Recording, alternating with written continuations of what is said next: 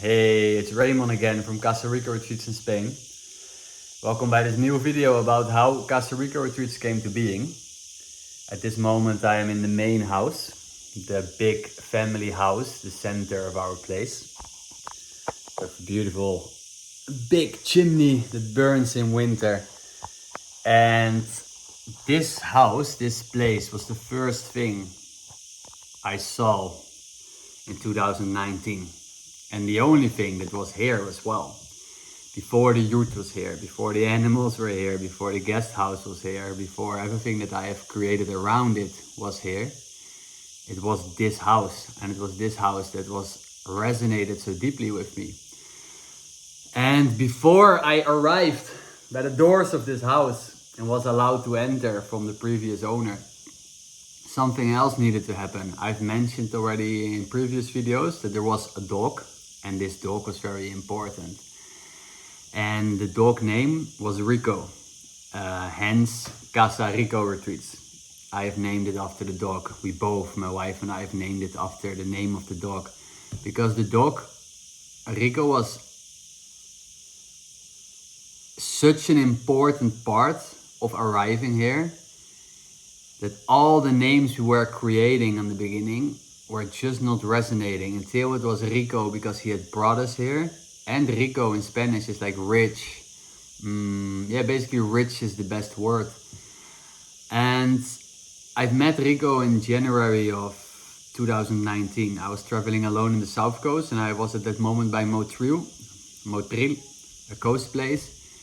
And it was a very special day, and the specialty was in many times there was like a decision I could make, like left or right, speaking to this person or not. And it was like 5 or 6 times on the row. I was noticing something was happening, and it eventually led me to arriving by a guy in a camper van with a sick dog. And I was meeting him and we were talking, and he was explaining, I found this dog 2 days ago on the street, like abandoned, abused, injured. And he had already a dog. He couldn't take care of the dog, but he also couldn't bring it back to the streets again. And he also couldn't bring it to the vet because it needs to stand on your name. And I don't know why. It was a pure soul calling, an urge, an obligation to do. I said, I will take the responsibility of the dog. Give it to me. And he handed over the few things he had and the food, and he explained like a few things I needed to know, what he already had figured out. His name was Richard from the dog, and I took it in the camper and whoop, we went away to the next destination. And I was with this dog. After a few hours, I decided, Richard, I'm not gonna say one more time, this dog needs another name. And I kept the soul, the energy of Richard alive, and I named it Rico. Went to the vet with Rico because he was very bad, very injured, very skinny. And the vet only could help if I would put it on my name. I thought, okay, let's do it. You know, the vaccines, put it on my name, blah, blah, blah. And then he figured out he was very sick, and there was like a lot of costs what I needed to pay for the treatment.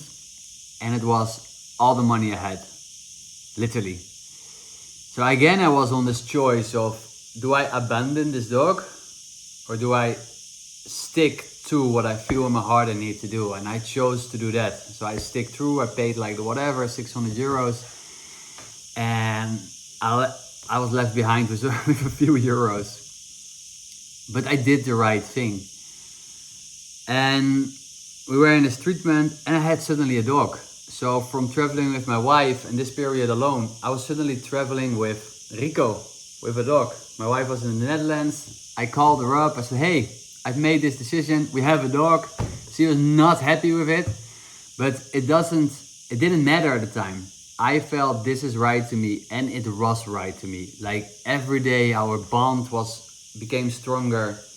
Every day it was giving something of myself back by taking care of this dog and having this deep connection. And every day I was figuring out this is not a usual dog. It was a very special dog. All the people we have met, all the retreat guests that has came, they all had said the same. This dog is really special. It was almost if there was a human in a dog body. It didn't bark. It wasn't interested in other dogs. It wasn't interested in dog things. It was just with me and mirroring me things. Building connection with me, guiding me. Building connection with me, mirroring me things. It was like, sometimes it felt like if God was incarnated in the body of a dog. It was really weird and really special. And soon what happened was that I figured out the dog don't like people, don't like busy places, don't like society. And where did I still was a lot with my energy? In society, in cities, in busy places, in coffee places, in baristas, drinking a coffee, doing my work there. Where was the dog happy? Free in nature. So he was like being so annoyed if you were on the wrong place in the society. And he was like so aligned and so nice if you were like in the mountains, in the nature and all this kind of things. So my love for him decided to go into nature. And at the end of the day, I was not bringing him to nature. He was bringing me to nature. The things I needed to give him, I needed to give myself. I was giving myself in the end. He was liking nature more. Me too. I felt so free, so good. So through the dog and through the force of going into nature, following his guidance, his like divine guidance, I was brought for the first time into nature. And from this stage, it brought me to what I shared in a previous video in this permaculture workaway with Freddie. And there was also this special story. Like this dog was so dominant, but on a healthy, non-dominant way. He had so much aura. That was it. He was not dominant. He had just so much aura. He was like a king in a dog body. So we came there and there were many other dogs. And Freddie told me like, watch out, because my dog, blah, blah, Kila is the Akela here and she is the boss here. And so watch out with the dynamics. So I said, I'm not so sure about it. I think my dog will react different than you're used to. He said, no, already for 20 years, every dog follows her rule. And bam, 3 minutes, my dog took over. And he was so surprised. And me less, because I've seen this so many times. Like, it's a really special dog. And then came the moment I was on this path of off-grid, nature, mountains. I wanted to be with my dog in the mountains, you know. It just felt so good that I rented a house in the mountains in this valley, a bit back on the street. And it was something I really wanted to do. I had this vision in my mind from Mark Wahlberg in the movie Sniper, I think, that he was with his dog in the mountains, and it just felt so free and manly to me. So I wanted to do the same. So I went also with Rico into the mountains. It was something I wanted to do before my first son came to the earth, that my wife would give birth soon. So I felt within this freedom, this is what I want to do. And here the same things happened. He guided me to the right places. And one day, the week before our rent would end, and I felt this is not possible. I want to stay in this valley. 1 week before this, he started walking away the whole morning. And every time, Rico, come back. And okay, he came back. 15 minutes later, he walked away again. Rico. And after 6 or 7 or 8 times, I thought like, okay, wait, this dog is so intelligent. He's guided me to the right places so many times. I thought like, let's follow him instead of resist. So I followed him, and the dog literally walked over the road. Tipple tapple, tipple tapple, tipple tapple, tipple tapple, tipple tapple, tipple tapple, tipple tapple, tip, towards the hill there. And he went down there. He went to the house here, and here by the house was Max, the previous owner. And I've seen the house multiple times because we were like walking every day. We passed it here on the road. And the house was always closed. And the dog just walked to the feet of Max and he starts sitting there. So I was forced to say hi. Hey Max. I didn't know his name back then, but hey, and we met. And I said, wow, what a beautiful place you got. You know, in the mountains, a wooden house, it looks amazing. And Max said, yeah, I know, but it's for sale. And from that moment, I had the same feeling as that I felt that I needed to adopt a dog. I felt this is my house. Immediately, I felt it. This is the place. This is where I need to be. And I asked some questions and I asked about the price. And the price was exactly what we could afford. And after the meeting, I called my wife, Femke, and I said, I think I found our place. She came, she felt the same. And that's the way we have founded it. We didn't went on internet. I didn't went to real estate. I didn't looked for it. I was just being in the moment and living my life. Following my heart, following my inner voice, and following my dog. It was almost like a movie, this 1-2 years from leaving my job and my house in the Netherlands and all the choices that had followed up, and all the synchronicity that had happened, to standing for these doors, to calling Max in the evening like we want to buy it, to really buy it, to enter the house 2 months later, to really live here. Like, I've played the movie so many times back in my head and I felt like, wow, it's insane what has happened. If I didn't adopted the dog, if we didn't went on this retreat, if I didn't meet this person, if I blah, etc.